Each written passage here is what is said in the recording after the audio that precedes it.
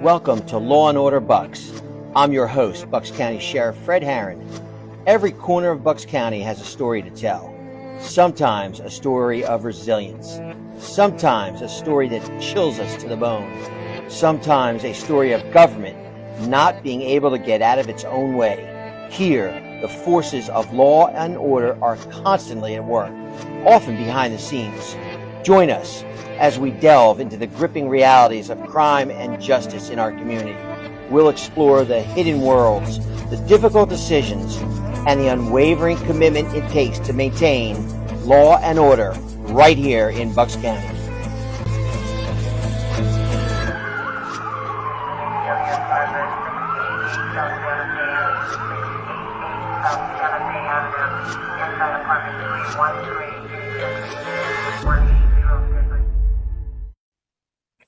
Welcome to episode 13, lucky 13 today, to Law and Order BUX, BUX, and I'm your host, Sheriff Fred Harran, BUX County Sheriff.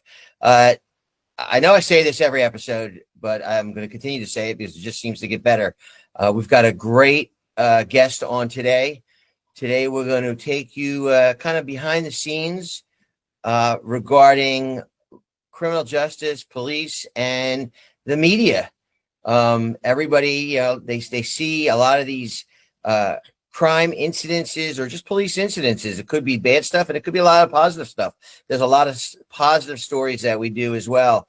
But the people that make that happen, and you see it on television, you see kind of police and media don't get along. That's really not the way it is. The television does a lot of things that maybe not be correct. In this particular case, a good friend of mine who I've known for a long time, and she's going to, I guess, get into her background, Deanna Durante from NBC right here in Philadelphia, is joining us to talk about a little bit about her career as a crime reporter, as a TV personality, covering all kinds of stuff within the Delaware Valley involving law enforcement and other aspects of this great profession.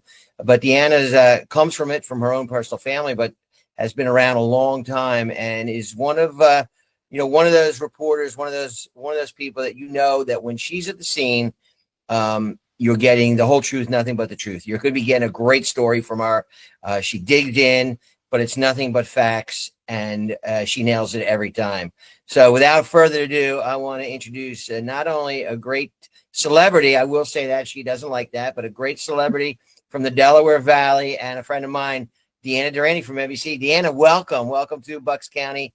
Welcome to Law and Order BUX, our 13th episode. Well, thank you. I think this is my first podcast. No way. I think so. This could be the beginning of a beautiful thing, as they say.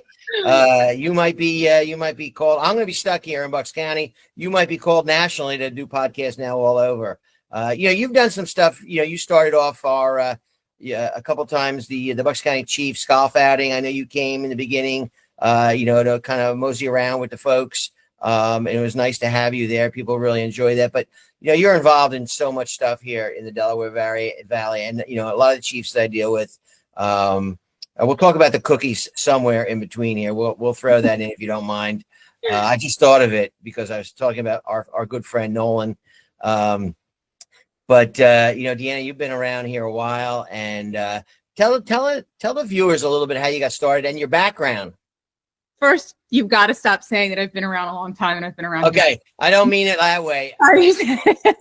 For 23 years old, it seems like it's been a while, but I guess technically 23. You've only been a reporter since you were 18, so 5 years seems like a long time. Is that better? Now I got to correct you and get into the math. So I've been reporting here in Philly for 20 years. Okay.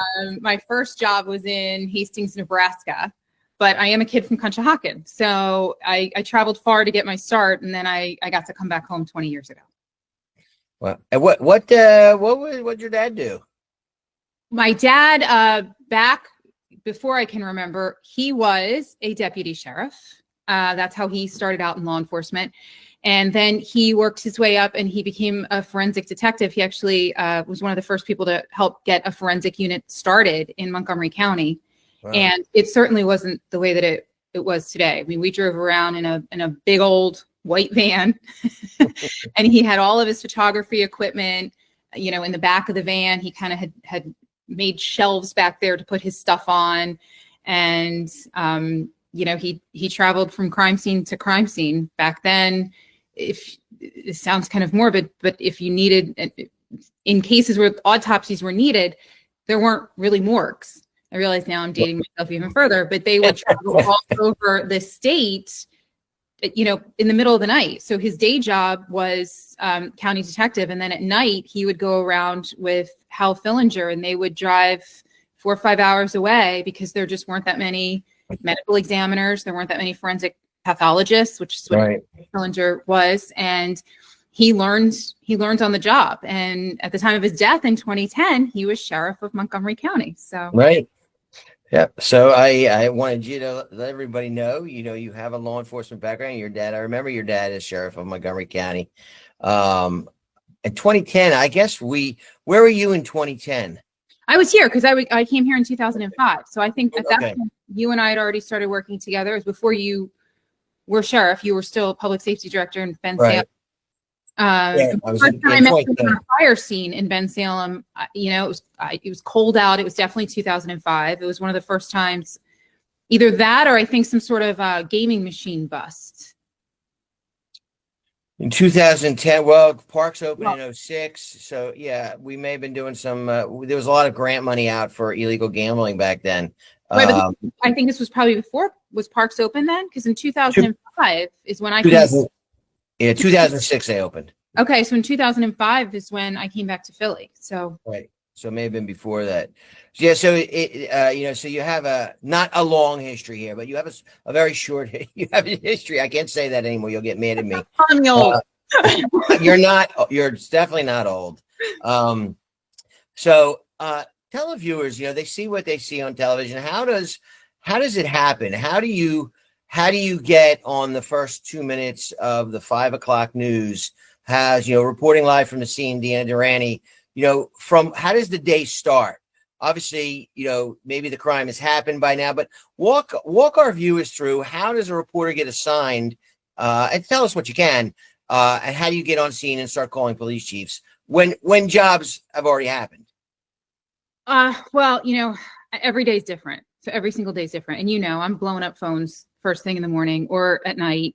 And, you know, my general assignment reporter, you just never know what you're going to get. So I could be covering a tornado, a flood, a shooting. There could be something that happened in the morning. There have been times when, you know, you're just driving into work and you get a call. There's a shooting at this courthouse, just go straight there. Or a lot of it is just kind of digging and seeing what's going on around me. So predominantly at this stage, I cover a lot of the suburban issues. So it could be, you know, issues with schools. It is predominantly crime. Yeah.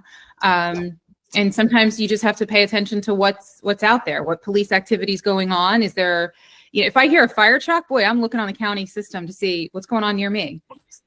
Sometimes you may get a tip. Sometimes it's a neighbor. I mean, things are so different now than they were just in 2005 because you have so many more eyes and ears out there and they can get to us faster. Facebook, Instagram, Twitter, Snapchat, TikTok, all of those things people are on and they're talking to each other. So if they see a car accident or if they see a lot of police on their street, they're putting it out there pretty quick and then we're seeing it. So neighborhood groups that let me in, a lot of times people invite me in. You know, I look and see what are they talking about? What are the issues that affect them? You know, right in Bucks County, we have an issue that affects people with their drinking water. And that group got through Facebook. They may message me and say, hey, what do you know about this? Or sometimes it's my neighbors up the street. Hey, I saw all these police cars on XYZ road. What do you know? And then I'll start poking around and ask. And so, you know, you could be driving in and then, so you get on the scene of, let's say you haven't, you know, talked to the chief beforehand or an OIC, an officer in charge. And how do you start? I mean, how do you start digging? How do you start, you know, getting people on camera? I think you start when you're on your way. And so there are some people who shoot their own stuff. And so they kind of have to drive themselves around. I'm lucky enough, I'm with a partner, I'm with a photographer. So while that person's kind of getting us there and maneuvering around, I can start looking online. I can look in those groups. I can start making phone calls and find out who's on scene? Are you on, are you on scene? Is it let's say it's a sheriff incident. Are you there, or do you have somebody else there? And what can you tell me? Understanding, of course, that there's a lot of information you may not want out there. Right. And a lot of times when we show up, we only know a little bit. We know there could be a shooting or a stabbing, or is it a domestic? Is it a suicide? Are you looking for someone? And if you're looking for someone, then we have to be very careful, because we can't show certain things that you're doing. So it's important for us to have a relationship with you, so we know what we can do to protect other people and not put too much out there to make it worse.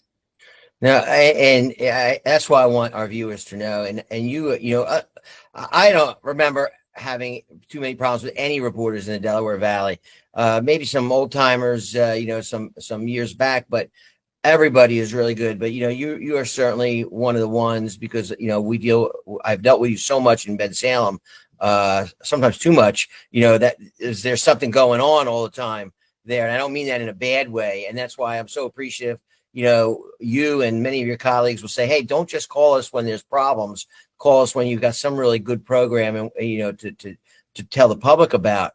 But I think it's very important to work with you. And I know over the years in Ben-Salem specifically, some of my detectives were like, don't give them so much, don't tell them things so fast. I'm like, am I telling them something that's going to compromise an investigation or help an investigation? Well, we'll put it out to the public. I'm like, well, they've got a much bigger viewership. You, meaning, NBC and the other channels, have a much bigger viewership than maybe we do. So I think it's important for the public to understand it. We do have that good relationship. And I have said things on camera that I shouldn't have said, not to get me in trouble personally, but maybe giving out some information I shouldn't have. And because there's such a good relationship, you guys have been straight arrows about it, and have not aired it. Like, hey, I just said that by accident. Please don't air that. And legally you could, because I gave it to you.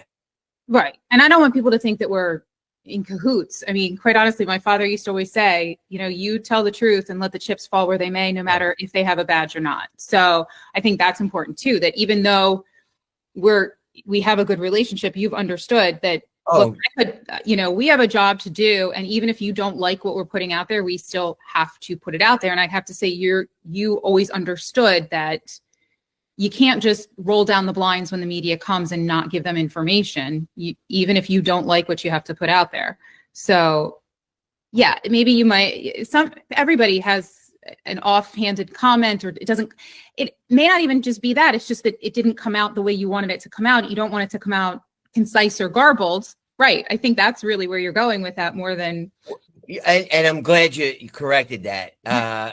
What I meant was, and I can tell you, for instance, I'll use a real life example, and I don't know if you were on the case or not. We had a threat at Neshaminy Mall back when it was actually a mall, and a guy had died foaming from his mouth. There were signs on his car, it looked like bombs, and the FBI was involved. And they didn't want, because we had hospitals that were infected. This was many years ago now. At this point, it was a potential hazmat in hospitals because he was transported, but he died, and he was at the coroner's office, and I wasn't supposed to release that he died yet for criminal investigation purposes, and the fact that he died was going to compromise the case. And I said to the press on an open mic, I said, well, I'm waiting to hear back from the coroner's office. And they're like, coroner's office, which obviously meant if we're doing CPR on you, we're not taking you to the coroner's office. You're going to the emergency room. So obviously all the press knew the guy died. And what I meant was I said to the press, I said, listen, this compromises the case.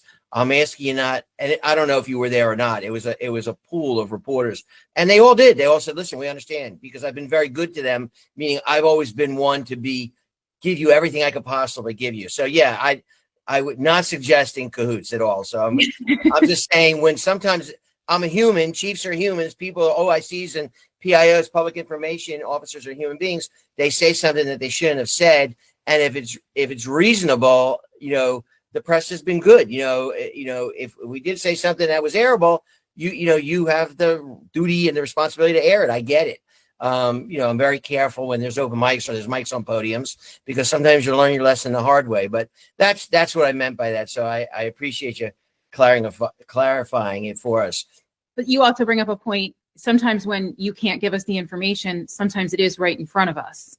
You know, you might not want to say this is a homicide, but when the coroner's van arrives, we can figure that out. But we can't say, well, police say, you know, police aren't ready to talk about this, but here's what we're seeing here as we arrived.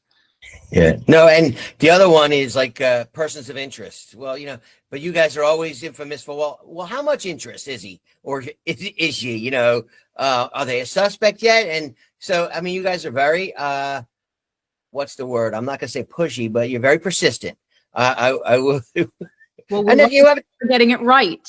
Yes, I agree. And you have a job to do. And that's what a lot of police don't understand, especially the patrolmen and women. They see, you know, well, why are we talking to the press?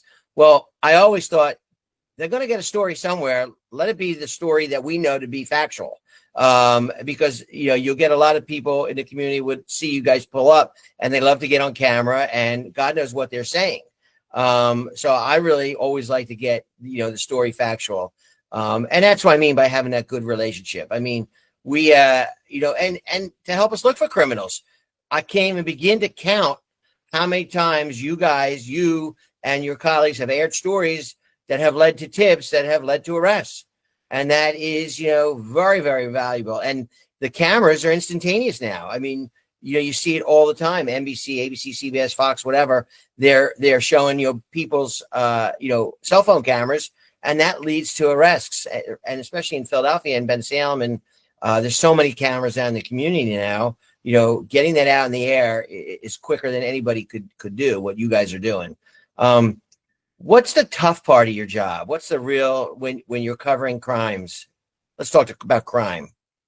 I think when you go to approach, I mean, we have to get all sides. So even if we're talking about someone who has been arrested and charged with a crime, remember they're still innocent until proven guilty. You do need to go find their side of the story, whether it's their home, knock on their door, talk to their lawyer, but also, unfortunately, in crime, you have victims. And when you go to approach those family members, or even, you know, military families who have lost someone, that's the hardest part, is going and approaching folks who have lost someone. And I know a lot of people say, well, why don't you just leave them alone? And I will tell you, a lot of times, and the majority of the time, people want to talk about their loved one. Not everybody. And so there is a way you have to approach it. And it is really hard to do it because you know that they're grieving. But there have been times I have shown up and they have the pictures and everything right there. And they want you to know, this is who my son, my daughter, my brother, my wife, my husband, this is who they were. In one case, it was right before Christmas. I think people will remember this one. There was this stabbing at the Macy's in Center City. I remember that. Yeah. And, you know, you're walking up and you don't want to do it. This woman just lost her son, but it was, and I am amazed at the strength of people, the victims that are out there. I wish there was a better, the survivors, I guess I should say, rather than call them victims. But this mom and her sister, they are some strong women, and they just wanted people to know that her son was a good guy. He was working a second job. She wanted, and I felt even worse for her that she felt the need to have to tell people, my son didn't do anything wrong. He was a good boy. She didn't want people to think he was into something that then, you know, was responsible, that he was working as a security guard. And, you know, the fact that people then trust you to tell their loved one's stories too is you don't want to mess it up. You want to make sure you do them justice, especially this woman who her son was a good boy. You know, I think that's so important because it is, and knock on wood, I've never been through anything like that personally. You know, I mean, I've been a victim of a crime, but not a crime against any loved one, you know, their body, their person, per se. And for them to get the story out that, you know, my family member was a good person, I think that's so important. So, you know, not only you're reporting crime, but you are in some way acting as, you know, as a psychological counselor, letting someone air, you know, what they want to say about, you know, at the worst times of their life, air what they want to say, you know, good about their loved one. So I think that's so important to get that out there. ever have any like crazy situations where you've been at a scene? I guess mostly we're talking about crime right now, where someone is just giving you such a hard time. Oh, sure. Yeah. Oh, yeah. I mean, years ago, this was when my first couple of months of the job. I think it was a dump that was attracting rats down near Atlantic City, and we went to go approach the dump owner because there were all these complaints, as I recall. And we went to go get his side of the story, and he was not having it, and he was making gestures and screaming and yelling. And I'll never forget, because right after that live shot, my father called and he couldn't stop laughing.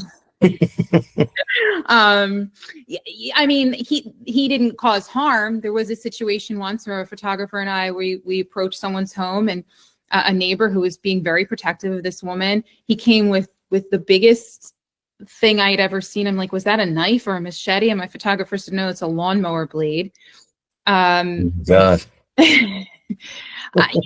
And we've had things where people just come up to you with their cell phones and start screaming and yelling and calling you names, and they want to get a rise out of you, or maybe there's something wrong. You don't know if they're in an episode of mental distress at that point. So yeah, and of course there are the survivors' families who are so upset that we are there. You just have to respect their time and get yourself out of the situation. Sadly, we've seen a number of news crews killed in the last 10 years. Yeah. We've seen assaults. I've had colleagues that have been assaulted while at work, robbed, and anything can happen to any of us. Doesn't matter if you're for a living. And you're going into some bad neighborhoods, some rough scenes, and you're doing follow-ups. It is a dangerous job. I don't think people understand, the job that you do. And it's so important, I mean, unfortunately, the first, 8 minutes, you would know the timeline better than I. There's all the rough stuff, in the city. A lot of the better stories, or the peaceful stories, or the PR stories, whatever. I don't know if there's a technical name for it. They come a little later in the show, but that's the world I guess we live in. And I think it's important to people to know what's going on in the city and the suburbs. Things have changed. How do you, saying that, have you seen social media? How has that changed your profession? I mean, I know like our kids watch, all these crime stuff on their apps, different, and they get over nervous about what's happening in their community. What really it's happened for decades now. Everybody just sees it instantaneously. How do you think that has changed your profession? Well, I think there's a lot there. You have a lot more instantaneous, and that's the thing. The people who are younger than me, they're used to getting it, super quick and on their phone. And there are a lot of apps that you can put your zip code into, and either people are telling you what's going on, or you're seeing the live video of what's going on. You don't always know what happened in the few minutes before that video or after the video was taken, which is another thing that has really changed what we're doing. Is we get so much of this video that we really have to stop and say, we don't know what happened in these 30 seconds before this was sent to us or this was posted. But remember back in the day when the last clip on the news was the skateboarding squirrel? I mean, we look for that stuff too. We want to see. We want to see that. We don't want it to be all. No, I know. And there is a lot of thought that goes into what are you going to use?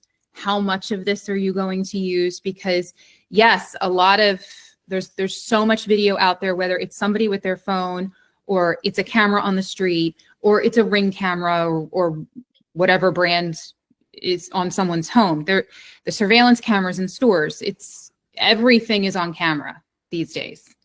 Everything is on camera, and so it's out there, and people will share it, and we have to sit there and really make a decision. How much do you see?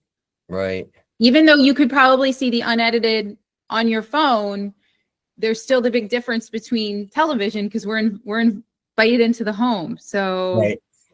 Well, we exist. I think newspapers, and the old rule was newspapers were invited into the home, television, we just exist. So we have to do it a different way because it's still the public's airways. So we still have to be careful.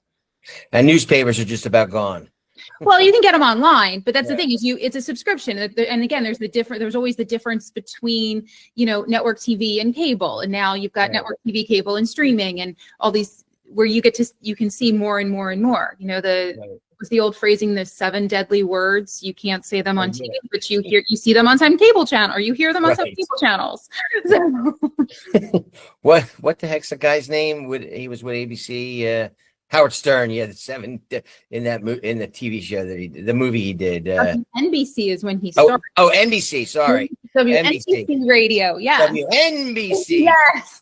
WNBC. Yes, I remember the movie. Oh boy, yeah. I had to go through a lot to get you on, so I don't want your bosses getting ticked off at me, or God knows what stories I'll put about Fred Harran on. So WNBC. You would never be spiteful like that. No, you would never do that.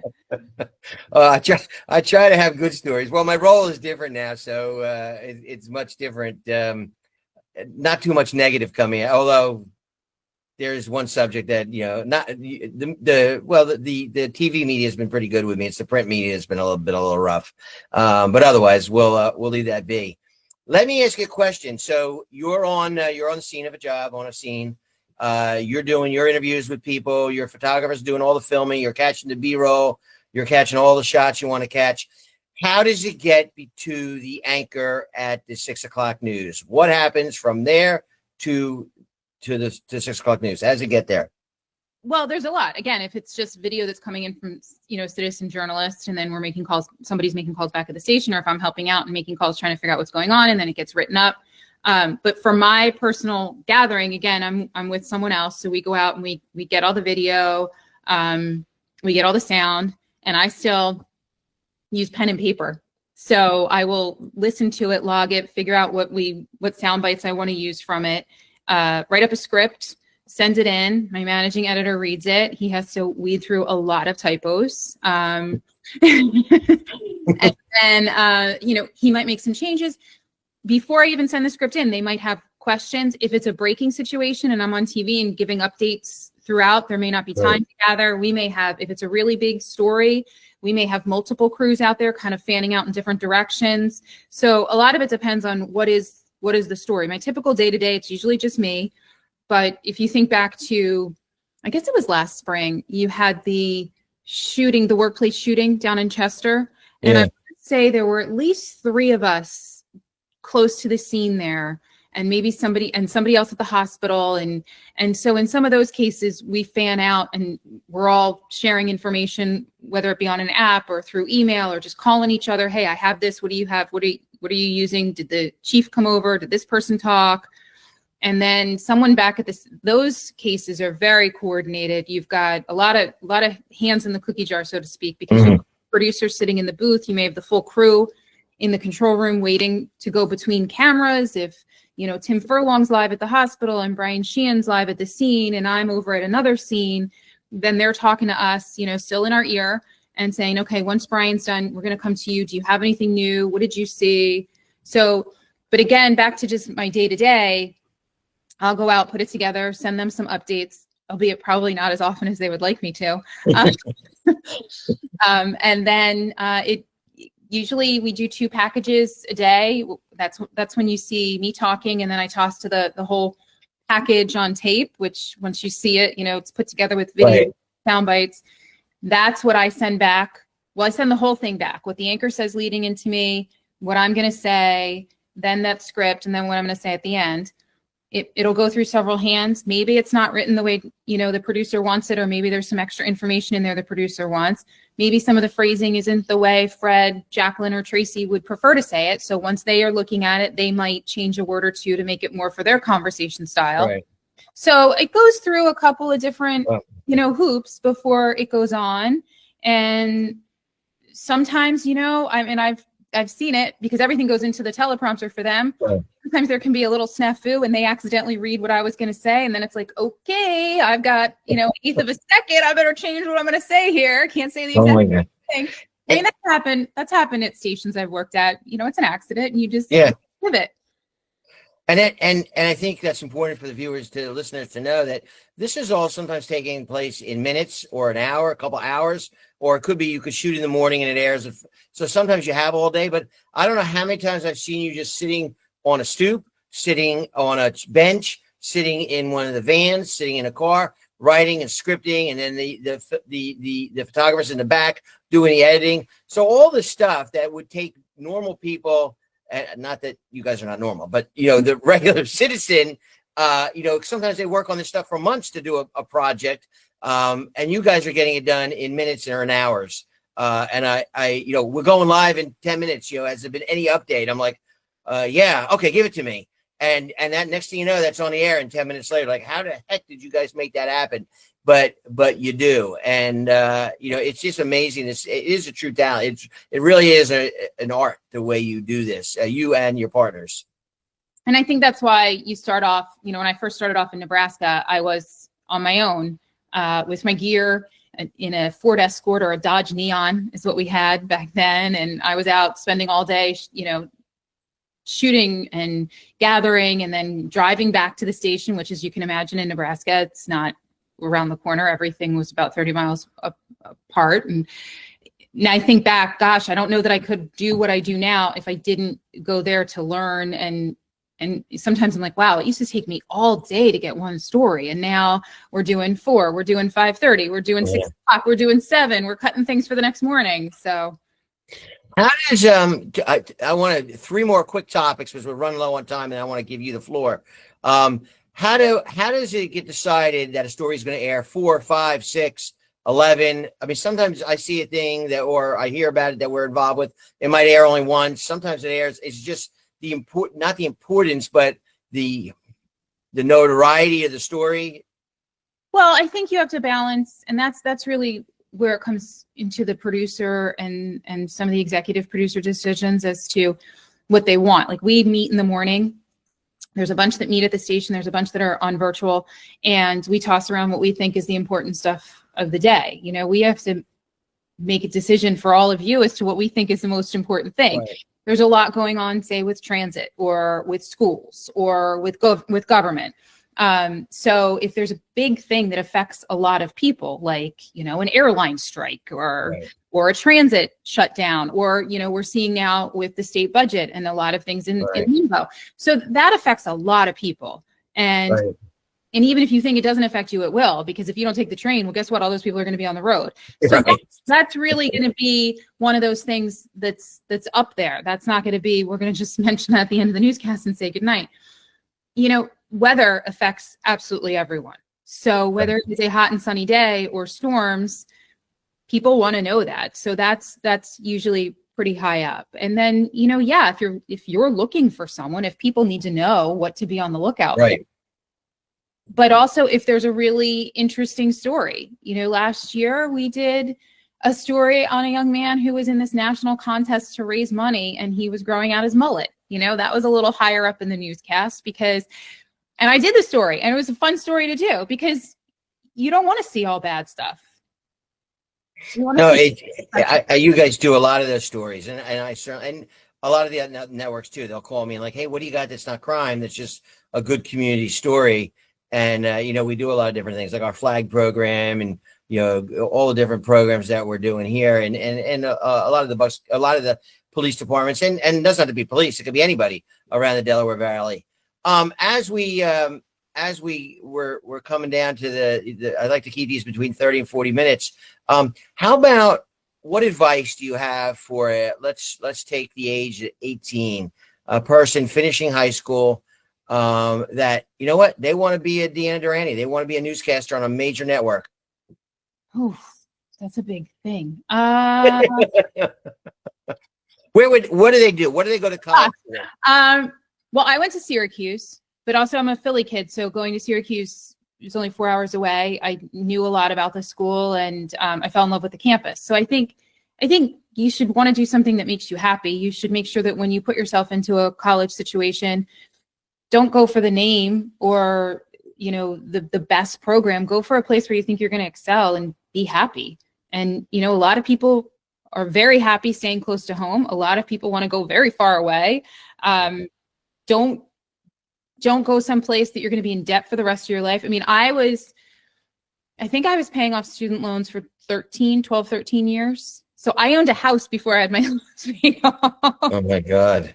So yeah. So you have to balance all of that. And you want to do it for the right reasons. I want to tell the truth and tell you what's going on. And you made the comment like celebrity. I don't think of this is just my job. Right. But I don't know what defines celebrity. I mean, you're on TV, every night. You're well known in the Delaware Valley.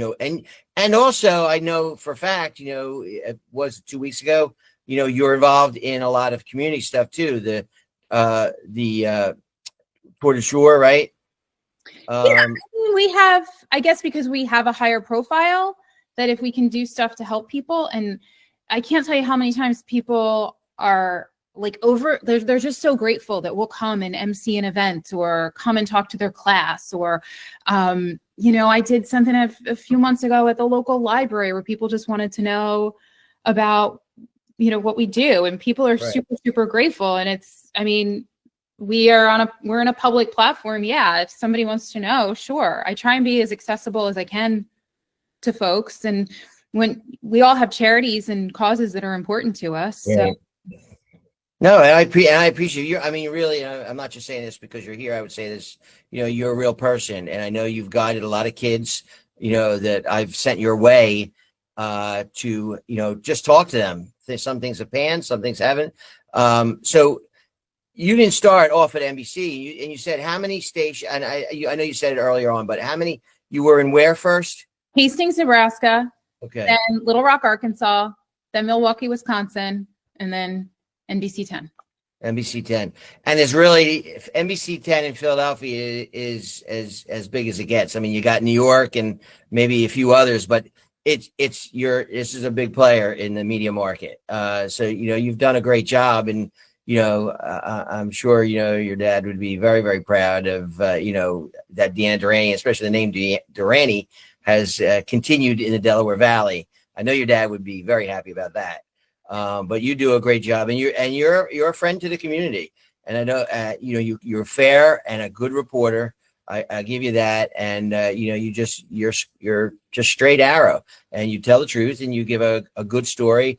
And when you're reporting on community stuff, I think you really do a lot of good that you probably don't even realize when you're spreading the word out about police athletic leagues, or what'd you say, a squirrel on a skateboard, or whatever. Oh, I haven't actually covered that. I mean, that's, you kind of have those things in your career. I haven't actually seen a squirrel skate on go on the water skiing squirrel, but that would be something I'd love to see. You hope so. You hope that we can I know I do a lot of telling the bad things, but we hope we can, do some good too. So even if it's just a smile on your face with that squirrel. And if anybody out there has a skateboarding squirrel or a water skiing squirrel, please call me. So if any of our listeners, and our listener is growing. Last night I was at an event. A lot of people were telling me, hey, we love the podcast. I said, well, we got a great person coming up this week, Deanna Durante from NBC. So please listen. Next week, we've got another good guest coming on. But I appreciate you taking time out of your very, very busy day. In my mind, you're a celebrity. I always tell you that. When you're on the news every night, and people know you in the Delaware Valley, you should be very proud. And I'm sure everybody in your family is proud. And you certainly, the service that you provide to us here, letting us know what's going on, is second to none. Deanna, I'm going to let you, any parting thoughts? I just thank you for having me. And hopefully, if this enlightened people, great. You can reach me on Facebook and Twitter and Instagram if you have any more questions. Happy to answer.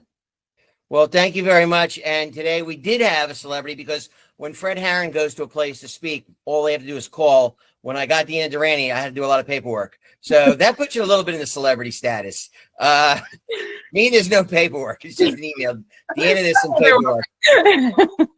So I appreciate you coming on and keep up the great work, my friend. You do a great job.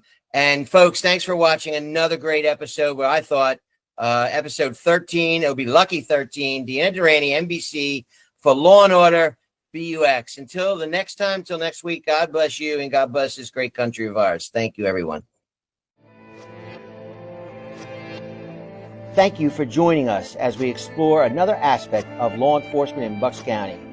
To stay up to date on future episodes and gain further insight into the work we do, be sure to like, subscribe, and leave a review wherever you get your podcasts. For more information about the Bucks County Sheriff's Office and the services we provide, please visit our website and be sure to download the official Bucks County Sheriff's Office app, available on Google Play and in the App Store. Join us next time for another in-depth look at law and order right here in Bucks County.